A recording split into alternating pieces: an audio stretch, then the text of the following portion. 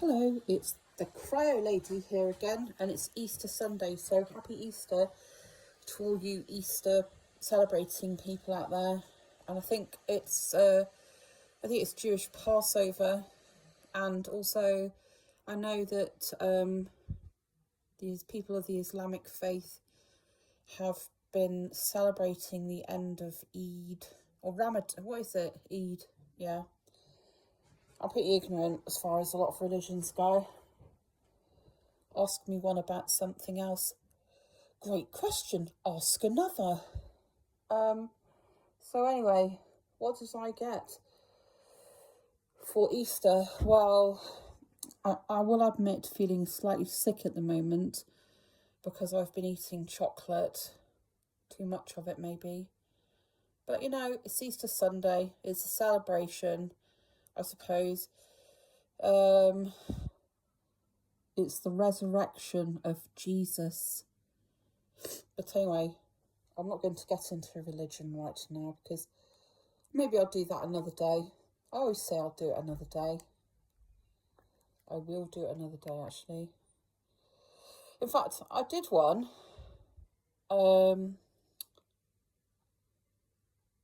Really silly thing. Get on the right program. Get with the program. And then I deleted it.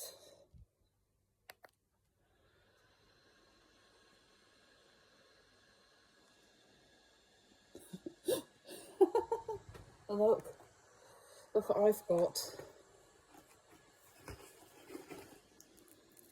This is a cream egg. For the uninitiated, cream eggs are pretty good, I have to say.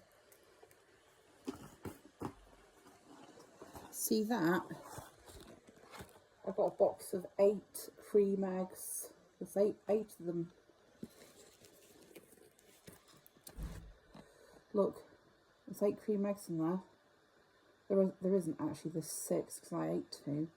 But, I mean, I don't mind them. I quite like cream eggs. Look. Oh, that's blinded by the light. Look, it's a Ferrero Rocher.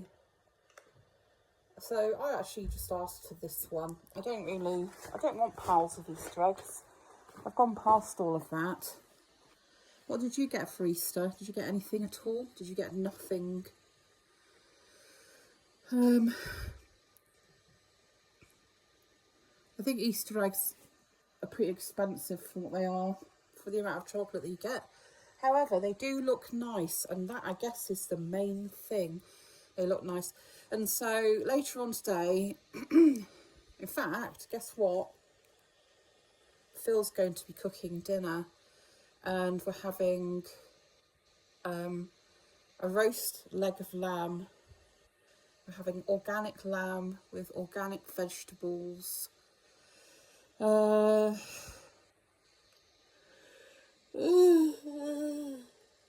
Excuse me, that was a big yawn. Because it's traditional to eat lamb on Easter Sunday. Some places you can get turkey. What are you know, some people have turkey. I mean, realistically, we only eat like a whole turkey once a year, and that's on Christmas Day. I have cooked other things. We've had goose. So normally on Easter Sunday we'd have roast lamb with roast potatoes, some other roast veg, and some, you know, veg that's been boiled maybe. I don't know, I haven't decided yet. Perhaps some green beans or something like that. But, you know, carrots. Couldn't get any organic parsnips. But, oh yeah, I've got spring greens as well. I love spring greens. Wouldn't normally do stuffing with lamb. I might possibly make some Yorkshire puddings. I don't know, and I haven't decided yet. And then for dessert, we bought a dessert from when I was in Waitrose in Exeter the other day, and I saw this pistachio tiramisu. I remember one year, actually, I bought a turkey from... One Christmas, I bought a turkey from, I think it was Farm Foods, and it was a frozen one. So it took ages to defrost. And I'm going to tell you, that turkey tasted pretty good. It's all a case of how you cook it. Like I say, sometimes you just have to leave the airs and graces at the door.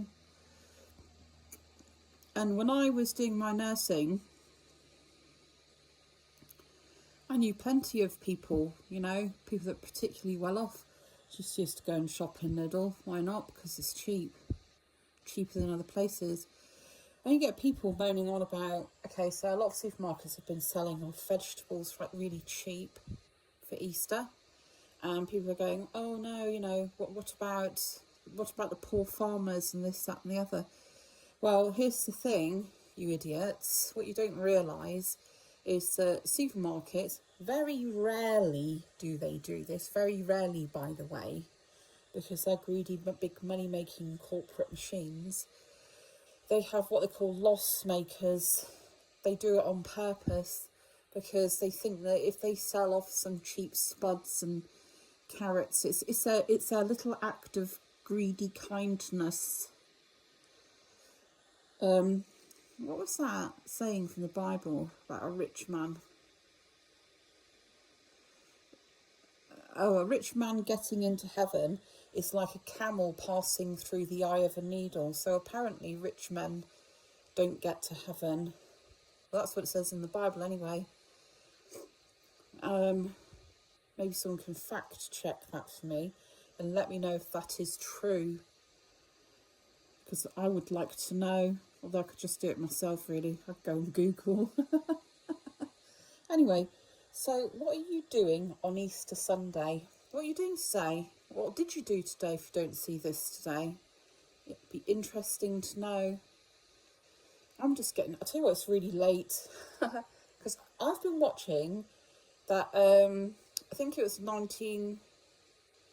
Do you know, I watched 1883. It's prequels to Yellowstone.